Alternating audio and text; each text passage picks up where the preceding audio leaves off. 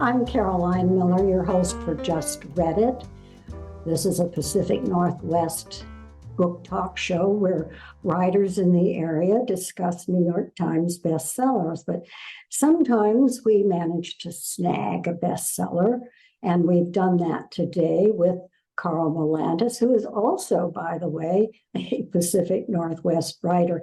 Hi, Karl. Hello. Good to have you on the program. Karl, you've written three books. One is probably a memoir about your time in the Vietnam War.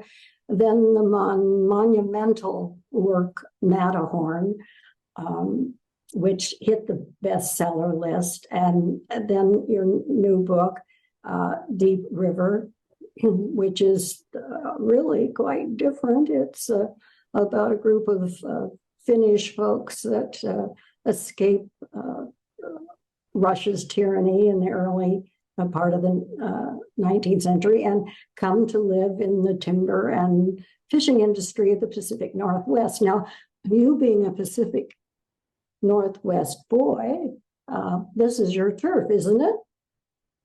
Oh yeah, totally. I mean, I was born in Astoria, Oregon, right at the mouth of the Columbia River. And I fished there with my grandfather, gill netting, and the town I grew up in, Seaside, back then was a logging town. Now it's sort of a tourist town for people that can't afford to go to Sunshine. It's right on the Oregon coast.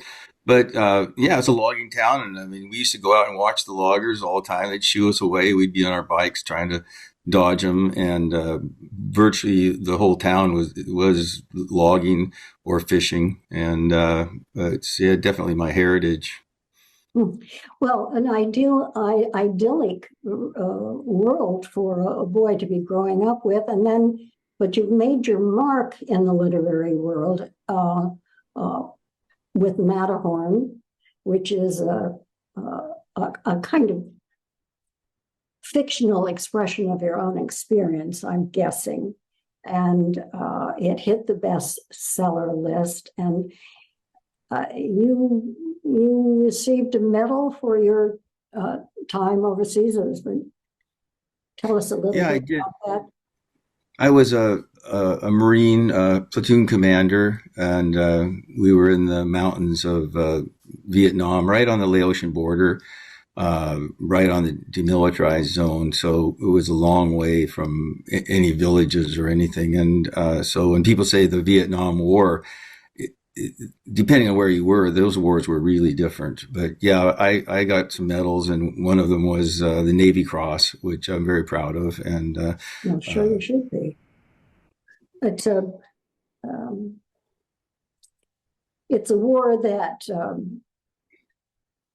has so many mixed feelings for the soldiers and for the community. I was a protester, I'm afraid, Karl, but certainly what happened to the returning veterans was appalling because you served your country, and the country was not completely. well, that the war was actually, I think, a watershed, and I think it has contributed a great deal to the cynicism that we have about government today. Because I can remember, I mean, the draft was hanging over all the boys' heads, Mhm. and it was like income tax. I mean, it was sort of like nobody wanted to pay income tax, and but that the republic won't work if you don't pay your income tax, and so the draft was sort of seen the same way. Nobody wanted to get drafted, and so you do things like, well, if I'm going to get drafted anyway, I might as well join the Navy or join the Marines, something that I'd rather be in than because for sure you'd be joining the Army. And so that was one thing that was really different about that time was the draft. And the other was this. I remember talking to a bunch of kids when I was at Yale late night, and that sort of dormitory discussion, and the Gulf of Tonkin resolution had come out in that incident, and I remember saying to this group of students that, well, Johnson wouldn't lie. I mean, an American president would never lie to Americans. I really believed that. They all broke out laughing. I mean, it was shocking to me because I mean these were sophisticated East Coast kids from prep schools, and I was from this logging town where I thought that the president would never lie to us. Well, I tell that story to my kids, they just roll their eyes and what planet are you from, Dad? And I think that we forget how our attitude toward institutions and government in general was changed by that war, I and think that's true. yeah. So it's an important war to understand, not in the context of necessarily, whether we won or lost. I think in the context of what it did to our own society and culture. Okay, so you came, and I want to also mention that you are a Rhodes Scholar, and I do that begrudgingly because in my day, which is maybe just a little before yours, women weren't allowed to be Rhodes Scholars. So, but I congratulate you for that. You're a man of many distinctions, and I want to confess to my audience, if you could see my knees, they're shaking because we do a lot of reviews of good books on this program, but Karl Marlantes is a master, and I am standing in awe of you. So you wrote this monumental Vietnamese war piece, and then you came out with this book about Finnish immigrants escaping Russia and Russia's grasp on Finland and ending up in the Pacific Northwest logging and fishing industries. Now, I can kind of maybe make a bridge to that from Matterhorn to this, but I'd like you to tell me, how did you get started? What was the impetus for this particular subject matter? Well, as I said, I grew up in a logging town, and one of the things that I was aware of and wanted to write about was that when I was a kid, the log trucks would go through town, and literally the desks in our schoolrooms would shake as those log trucks went by, loaded usually with one log, because that's all they could carry. They were so big. We were still logging old growth back then. In fact, the peak cut in Clatsop County wasn't until 1972, I think. And unlike other things that just sort of die out, when you're cutting down trees that are old growth, then one day suddenly it comes to an end. Boom, it's all gone. I mean, and what struck me was the irony of these are brave people. I mean, little tiny people. And when I was 6 of my friends lost their fathers in the woods when I was growing up. About once a year there'd be somebody killed in the woods. It was still is incredibly dangerous work. And those people that came in the turn of the 20th century, they were cutting down 12-foot, 16-foot diameter trees. My great uncle Yuka, who was a logger in that time, he said sometimes it'd take him 2 days to get the tree down bucked. 2 days. But the irony of these brave people every day going to work, dangerous as can be, some of them never came back, is there's no more old growth trees. That forest is virtually gone. Yeah. And so that irony just it struck me very hard. And the other thing is that my background, my name is Greek because my father's first language was Greek, and my mother was Finnish. And Astoria and Seaside at the time was way more Finnish and Scandinavian than Greek. I think there were only 2 families in Clatsop County that were Greek, and mine was one of them. And I don't know, I'm just sort of laughing, but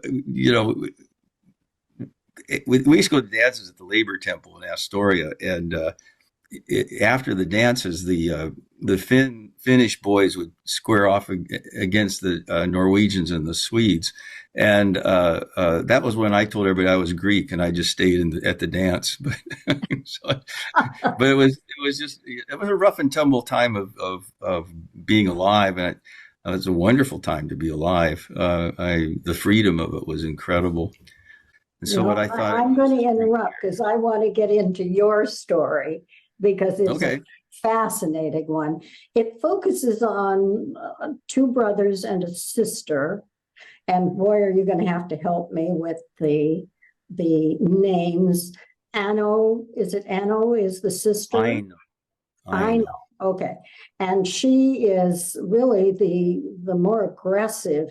Uh, she gets involved in the wobbly movement and workers' rights, where the two brothers, Mate and Matti, Mate and Ilmari. Ilmari. Okay, I should have had a coaching lesson before. But anyway, the boys, the gentlemen and then the young men, seem very eager to adapt to their new culture, but the sister has a will of her own, and I wondered. The this is a story of immigration, people in a strange land. And I wondered if you talk a little bit about how you saw uh, how their immigration impacted maybe the life where you lived, where you were growing up. There are so many touching scenes. I know Matty says in one place, he's so willing to adapt. He says to the family of the girl he wants to marry, you can't tell her who to marry. This is America.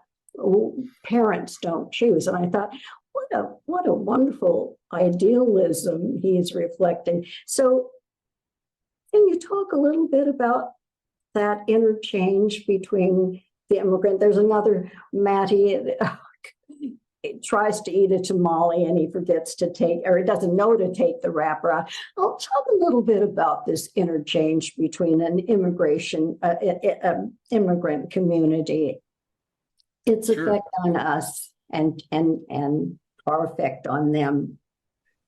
Well, I think that one of the things that I found fascinating when I was doing the research about this is that nothing much changes. All you have to do is just change the language. I mean, we have, South Asians coming into the country, a lot of Hispanics coming into the country, and before we used to have, Italians and Greeks and then the Northern Europeans, the Finns, the Germans. And there was a political party called the Know Nothing Party that wanted to close the borders and not let any more immigrants in. But they themselves were the, grandchildren of immigrants that came from Scotland and Wales and England. And so the country is nothing but a bunch of immigrants. And it still is. It's a country that's based on basically a piece of paper called the Constitution. It's like, we're all going to get together and here's the ideal. Here's the way we want to do it. And people came because of that. I mean, if I can be a little political here, one of the things that we did wrong with the Vietnam War and current wars is we tried to export that. It's sort of like somehow we're gonna change people's minds about how they want to run their countries. Like, well, we want to be communists. Well, don't you dare be a communist. We'll send the Marines. Well, you can't kill an idea with a bullet. They can only learn their own hard way that it doesn't work.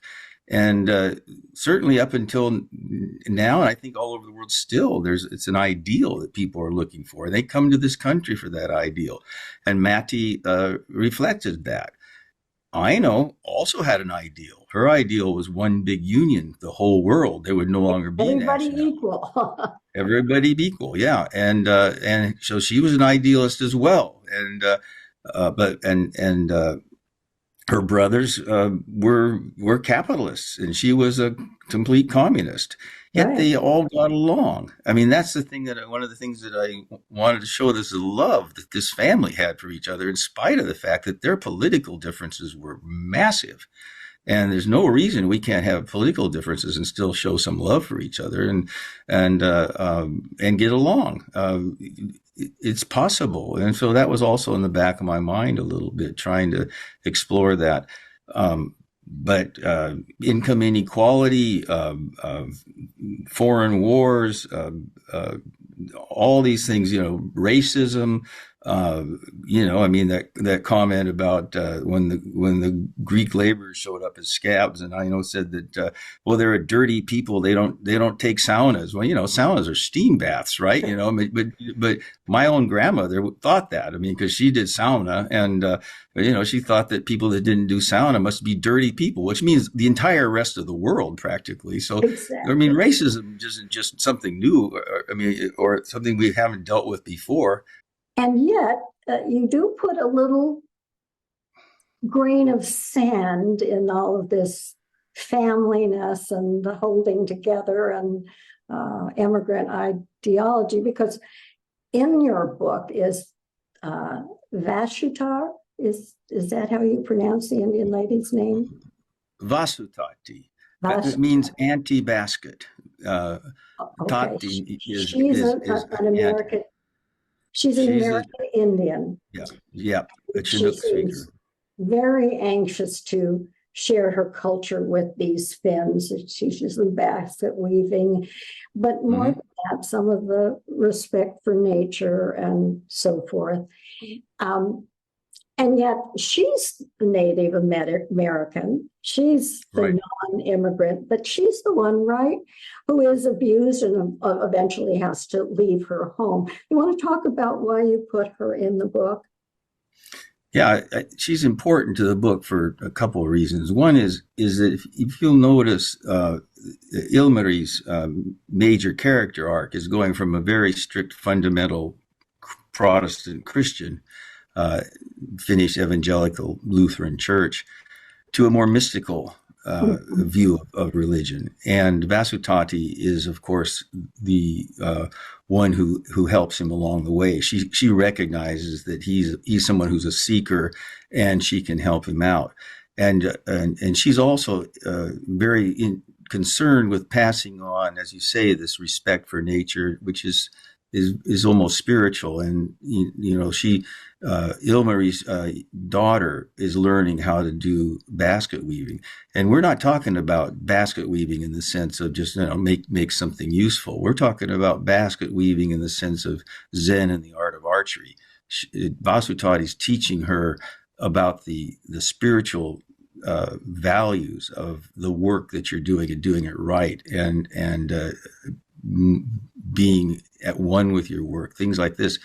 And of course, she dies, and they throw her basket into the grave with her, and that to me is where we've gone wrong, and we got to sort of revive some of these things. Is that not respecting and understanding that these other ways of looking at spirituality are very important, and we need to start incorporating them, not just sort of forgetting them. And I'm afraid we sort of tried to just forget them because of hubris, basically. So that's why Vasutati is important to the I novel. found her a really interesting character, but I also, uh, as I say, I'm a California girl, the sand and surf. And when I came up to Portland, it was quite a shock. But you have not only the strength of family support and its importance, but you give us a graphic picture of male society in this world of greenery and the world of women. You give women a lot of respect in this book. Uh, can you, I mean, they're strong women, the wives, they're all strong. Can you talk a little bit about the role of women in your book in this masculine enclave? Yeah, I grew up, as I said, the culture was logging and fishing, and those were men's cultures, and primarily because they required physical strength. I mean, one of the things I pointed out when Aino first shows up, her brothers don't know what to do with her because They want to marry they her said off. she can't possibly get a salmon into the boat. She's too little. And but my Finnish relatives, the compatriots of my grandmother and her cousins and so on, they were incredibly strong women. They had their own world, and their world was.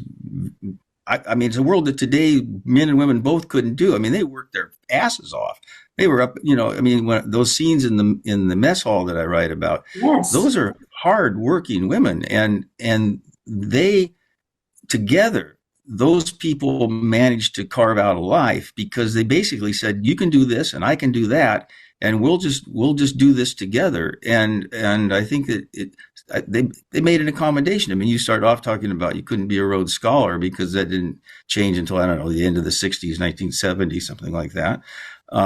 But that's because the world was basically physical, and it's only very, very recently that it hasn't been physical. And I wanted to sort of explore that, you know, women were, you know, slaves back then, not even by any stretch of your imagination. I mean, you know, the men towed the mark if the women got mad at them. You know, I mean, it was just that the worlds were set up differently because they had to be. It was the way it was. And so I very much wanted to bring these female characters into life so people could see the strength of the women back when, you know, the current philosophy is that, oh, they must have just been downtrodden little serfs or something. It's like, not on your life, you know. I mean, I laugh. I mean, I can't think of my grandmother or any of her friends being downtrodden at all. I mean, they just were too strong for that. But they didn't do men's work, you know. No. Now, No. see, that was the difference. That was, and I wanted to keep that. I mean, one of the things I laugh about is you have sort of current historical novels where the women are all sort of post-feminist women in characters, and I wanted to make sure that no, I mean my characters were not post-feminist characters. They were women that existed at that time, perfectly And they good, were, strong as you women. say, very strong. And I was very impressed because obviously I am a feminist, happily declare it. But you showed the side of women's compassionate nature for one another, and it was that compassion that I thought held them together and made them strong. But I want to shift a little bit to your your female, and I know you said at one point that at that time men's work was to defend the social enclave, and women's work was to defend the children. But your central character is quite reversed. She goes off, she has a child at one point, abandons it. Um, Perhaps that's too harsh a word, leaves it with the family and goes Mhm. off to work for social justice for the Wobblies and the timber workers. Why did you make that shift with her? Why was she not just one of the family? Well, first of all, if you remember, she was radicalized because she was tortured for Yes, that's being right. a radical.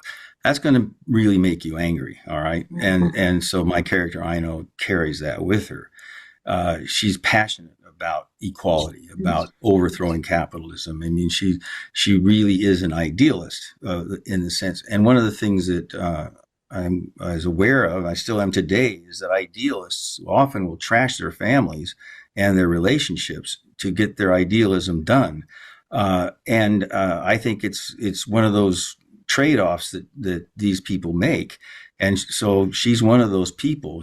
If you'll notice, she toward the end of the novel, she comes to a more balanced position, Yes, and it's not like the idealism is wrong, but fanaticism is idealism where it starts to hurt everybody around you, including yourself. And I think that I wanted to explore a character that was dealing with that, and the and you do struggles it they had. You beautifully. know. You do it beautifully. Your comment reminds me of a comment from um, about Gandhi, who was criticized, for abandoning his family to fight the British and get them out of India. And someone said, "Well, how could you abandon your family?" He said, "I can't do both. I can't Yeah, save my country and save my family." It's absolutely. I the same think it's kind of one of point. those trade-offs. And I think that one of the things that I knew somebody who was very influential in the Chinese YMCA. He was a missionary. He was, and completely trashed his family, all for the glory of God, I had him in mind. The difference is that some of these people are unconscious of it. They're not aware of the wreckage that they leave in their path because they're pursuing their ideals. Nothing wrong with pursuing an ideal. Unconsciousness is what causes the pain. And Gandhi, I think he just made a hard choice, but he was certainly conscious of what he was doing. He did leave his family. He knew he was making the sacrifice. Yeah. Well, certainly you honor the immigrant in this country and their contribution. And as I say, I'm so touched by the innocent way they just embrace the ideal and, take it as the ultimate truth. But I wanted to ask you a side question here because I want to read Matterhorn, but I just don't think I have the strength. You write so beautifully and so visually and so masterfully. I'm not sure I want to really be in the Vietnam War, but isn't a soldier or a military person someone who served his country in a violent area world? He leaves, like you, from Portland or from the Pacific idyllic world of timber and so forth. And then you find yourself in this completely different world, and you do have to do some things. You have killed people. And that I know that we don't have time to go into. You have some beautiful conversations about what it feels like to kill with someone. But then you come back, and now you're expected to resume life as a quote unquote normal person. Isn't the person who has served his country in a war-torn world and experienced things his countrymen have not experienced, isn't that military person a stranger in a strange land? Are you not, in a way, an immigrant yourself? Have you thought about that? Is that the connection? No, I think that here's an analogy. Combat veterans have an experience that they can describe it. I tried it best I could in fiction, but you're never going to really get the reality across. But women have babies, and they can't explain to the men what that's like. That doesn't make them aliens in the culture. They just have a different experience. What combat veterans face is a sort of cultural isolation that's not only imposed by the culture, like, oh, don't talk to them about it, or when we came back, these are, fascist bastards that we should spit on. I mean, it was a horrible, horrible homecoming. It was like 19-year-olds were making up American foreign policy. Give me a break. Pardon the anger. I still have it, but it's also self-imposed. It's like, well, you don't know what I went through, so how can you talk to me as a bit of a chip on the shoulder too? All of that has nothing to do with the fact that they went to war and came back. There's, like I said, the human race would never communicate the two halves if the women had the same idea. But I think that what we do underestimate is that combat does alter your brain structure. Post-traumatic stress is neural pathways that have been altered. You go over there and you have to, most wounds and deaths are in the first 2 or 3 months of a combat tour, because you're simply not fast enough. You're simply not alert enough. And under those adrenaline loads, you start to change your brain and the inputs. Like if you hear a sound, a normal person, it goes through the frontal cortex. I wonder what that sound is. Oh, that could be a bird. Maybe it's the wind. I don't know. Well, by that time you're dead. So what happens is that you eliminate the pathway through the frontal cortex. It goes straight to the amygdala. You hear a sound, you just turn around and shoot it. You don't know what it is. You don't care. You don't even you're no longer thinking. Unfortunately, when you come back home, that doesn't change. So when you see, veterans jumping at the sound of noises or screaming at their kids or all the things that, embarrass veterans who are decent people. It's because their brain structure is altered. And I think that we just need to understand that better so that we can help integrate them back instead of, having them, drinking too much and getting into bar fights and on their third wives and all that's just because of ignorance. I think if we just could help people understand, not just the veterans, but the whole society.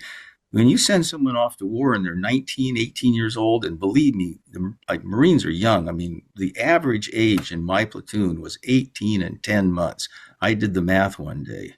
All right, that's the average. We had 17-year-olds fighting. Well, their brains haven't even developed yet, and you're exposing them to that. So when they come back, somehow you think, oh, now they're just going to go to flip burgers at McDonald's? No way. See, we as a culture have to understand it's not like, they're aliens or anything. It's just that they're different. And a little bit of compassion and a little bit of knowledge, I think that the problems would be way less than they are. I want to say you opened my eyes. That's why I want to find the courage to read Matterhorn. I don't know whether I will find it, but in one of your interviews about the book, which I have not read, I just said that, you discuss a scene that just was plucked right out of All Quiet on the Western Front, where you have to kill someone and you look into their eyes, and that changed your life. It was so similar to the character in Western Front when he kills the German soldier and doesn't want to read the wife's letter because he doesn't want to humanize him. That's what I mean about maybe coming back as strangers in a strange land. Your ability to invite us to rethink what we think we know about the veteran, I thought was very touching. Yeah, thank you. I tell this story before, but when I came back, I was still in the Marine Corps, and because I knew Fortran, which is a programming language, I was assigned to the Pentagon, and I had to take some papers over to the White House, and I was in my uniform downtown in our nation's capital, about 2 blocks from the White House, and a bunch of students were shouting obscenities at me and waving Viet Cong and North Vietnamese flags. And these friends of mine had just died. I'd just been back a few weeks, and I couldn't talk to them because if I stepped off the curb and walked toward them, and the papers would be the Washington Post and a Marine attacked students. You were constrained, and I just wanted to tell them that we're just ordinary people. I mean, you're calling us baby killers, and you're older than the kids that were over there because these were college students who, the only reason you're there is because you had the money to go to college, and the kids that fought the war didn't have the money. So I said, I wanted to reach out and just tell them our story. It was our story. And so one of the motivations of Matterhorn was just trying to reach across that divide that our country is just, Well, you touched on the point that I think is so important. As with the immigrant, we should always be looking for the opportunity to reach across the divide. And that seems in my mind to be a link between the 2 books, although in fact they're really quite different in subject matter. And yet I know is fighting her own war, isn't she not, for gets into some battles. Well, I think if you just stepping back a little bit, what's literature? Literature is, we're isolated. I mean, we have no way of seeing the world through someone else's eyes. We have no idea of experiencing the world through their eyes. Empathy is a very difficult thing, and we learn it. But literature, actually, by identifying with characters, you can actually see the world as, I think, the best possible way of overcoming the solipsism is literature. You see the world through your character's eyes, and that changes you. You don't see, movies are difficult because movies are just the camera's eye. And the reader learns from that. A reader learns, and not only that, but I think something even more fundamental happens because they, in a way, experience it, not look at it. It changes them. Yes. We're moving on, and I don't want to overrun too far. I do want to say I wrote you a little note about one of the characters who kills a woman, and she's a lovely woman. For some reason, he kills her, and he hits her with a pail, and she falls over. He didn't intend to kill her, and then now he has to hide it, and so he brings in the cattle and have them stomp all over her, mutilating her further. And then at the end, there's this scene that I told you was so touching, because he falls to the ground crying. He's saying, if only, 30 minutes ago or 30 seconds ago, it was a different life. I think that's what your book did for me, just opened up this need for compassion. A man has killed someone he didn't mean to, and now his life is changed forever. Forgiveness, we need a little more of it, I guess, in the world. But it's a beautiful scene. I cried. I cried. Well, I want to close on a happier note, because obviously you have gone to the top of my great authors list. But you had to work hard at this. It took you 30 years to get Matterhorn published. Can you tell us? I know you ended up putting it in a contest. Tell us wannabe great writers a little bit about that experience. Well, I came back from the war, and I thought, well, I'd like to write a novel about the Vietnam War for the reasons I told you. I wanted to sort of reach across that gap, and I wrote it in the 70s, the first draft of it, and I thought, wow, that's dead easy. I just whipped off 1,700 pages of A4 because I was in Europe at the time, and I went off with my girlfriend to Ireland, and I came back and said, now I'm going to read the great American novel, and it was really just crap. I mean, it was 4 pages about wet socks, and things like that. But one thing that was a gift from that garbage was that it was very soon after my experience, and so a lot of the details, which I would have lost from memory, were written down. But no one would touch it. I couldn't get anybody to read it, and I worked on it. I made it better. I mean, I went and got books about how to develop character and how to build plots, and draft 3 or 4 of that novel was way better than draft 1. I even switched it. I had it first person, which was way too personal, and I moved it to third person. No one would touch it. I mean, I get letters back. I think over 100 rejections.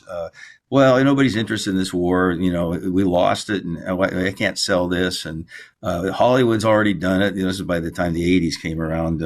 Full Metal Jacket and Platoon. So the market's dead. And then in the 90s, someone actually told me, said, well, it's about a bunch of Marines. Why can't you just change it to Desert Storm and put them in the desert, and then maybe we can sell that. I mean, it was just frustrating, and quite frankly, sometimes I wonder if I was just mad. I would just go out, to bookstores at night and pick them up at random and go like, I don't know, I'm as good as this person. I'm as good as this person. Why can't I get published? Just the subject matter was just bad. And then when the Iraq-Afghanistan wars had been with us for 10 years, and they are uncannily similar to Vietnam in terms of the larger picture. I think that I don't know what you call it, the zeitgeist had shifted, and suddenly somebody in New York thought, well, we can make some money on this. Literature it's an art form that is a marriage of art and commerce, and you just have to accept that. But I've got to stop, but you finally just turned it into a contest, right? Your book. Yeah. I mean, what happened is that, a friend of mine was reading the manuscript, and a friend who had gone to college with at Berkeley, who was a professor there now, an English professor, he said he started a new nonprofit or company to help writers get their stuff into the market. And he said, well, I got a manuscript here you might be interested in. And so Tom Farber, who's the own literary arts, said, well, send it to him. And his editor, Kit Duane, who pro bono, she worked for Lonely Planet, loved it, and so Tom said he'd publish it, and he got the money. You know, people donated money, and they made a run of 1,200 copies, and my share was 100. I was paid 120 free books. That's what I sold it for, all the rights, worldwide film, everything, and because no one would read it. So then now I had a book, and the idea was I could have a book and get it reviewed. No one would review it. I mean, it just was so frustrating. My wife came up with the idea of entering it into a contest, and you have to have a legitimate publisher for these contests. You can't just be self-published, as you could imagine. And so we put a spreadsheet together, all kinds of contests. And Tom said, well, he'd send books to them. And so one of them was Barnes and Noble Discover Great New Writers, and a woman in Wisconsin. It was all women, ironically, because supposedly women aren't interested in war books. And she thought it was great and sent it to her boss, Jill Lamar, who was the head of that program. And she sent it to Cecily Hensley, who was the Barnes and Noble chief fiction buyer. And she knew that if we won, we'd put L.A. Owen out of business. They couldn't they'd have to borrow money to make a run big enough for Barnes and Noble. And if it didn't sell, the books go back to the publisher. They lose all their money. So she took it to New York publishers. So, if Barnes and Noble walks into your office and says, I've got a book, the publisher's on it right away. So suddenly, in one day, I had 4 calls from New York publishers saying they wanted to publish my book. Well, that was because of that, stroke of, quote, luck, end quote, like they say, 35 years to make that luck happen. Brings me to my point, to my audience, that I know there are a lot of writers out there. There's a little hope. We've all had that experience of saying, I write as well as this person. I would never say that about you, by the way. But and wondering why you aren't making it. But I'm afraid luck and connection has a lot to do with, and commerce. It does. Absolutely. Not so much with talent. Yeah. You don't even have to have talent. I mean, 50 Shades of Grey made $70 million. Okay. So no, it is a marriage of art and commerce, and quite frankly, who knows what the public's interested in at the time you get it published. That's luck. So I think that when people talk about, is it a great book?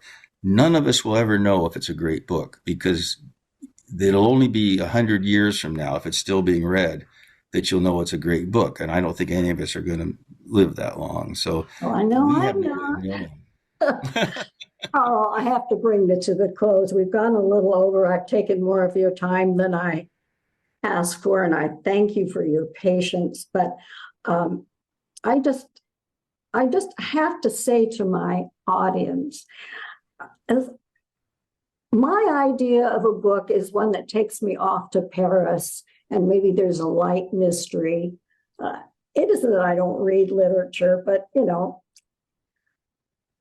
Karl just touches the heart, and he does it eloquently, with such skill that one of these days, Karl, I'm going to read the Matterhorn, because I feel I will have missed an experience. You're a fabulous writer. Yeah. And I thank you so much for being with me today. I am so honored to have you spend this time with us. I've had a good time. Well, there is so much more. I mean, could we make this 3 hours, 4 hours? But to my audience, if you haven't read Marlantes, correct that. It will be a whole new world for you. Do you have a new book coming out, Karl? Yes, I do. Your books are so large. No, this one's short because it was hard to get Deep River reviewed because people's attention spans are getting shorter and shorter, I think. No, it's called Cold Victory. It's coming out on the 8th of December, and it's set in Finland, in Helsinki, in 1947. And it deals with these things I was just talking about a little bit, the ideals of democracy, of privacy, of trust that we've lost, and it juxtaposes two women, one who is a wife of a military attaché from America, who happens to be Arnie Koski, who was in Deep River. Had four lines as a baby, and the other one is the wife of the Soviet Union's military attaché. And these two women become friends, but the conflicts that they face because of these systems. So that's what it is. It's only 350 pages, so it's about. Well, that's on my Christmas present to me book list, Carl. I'm glad I asked the question. I thought you might be exhausted. I mean, both books, Matterhorn and Dark River, they're about 700 pages. Nobody notices when you're reading, though. I promise your audience you won't be overwhelmed by it. Well, enough, Carl. Thank you for this lovely time with us. And I'm just so grateful to have you. And now to my readers and my audience, rather, please come back. Just Reddit publishes only every 2 months. You wouldn't want to miss an episode like this, and we don't sell your names, and there's no commercialism. So please join us next time for Just Reddit.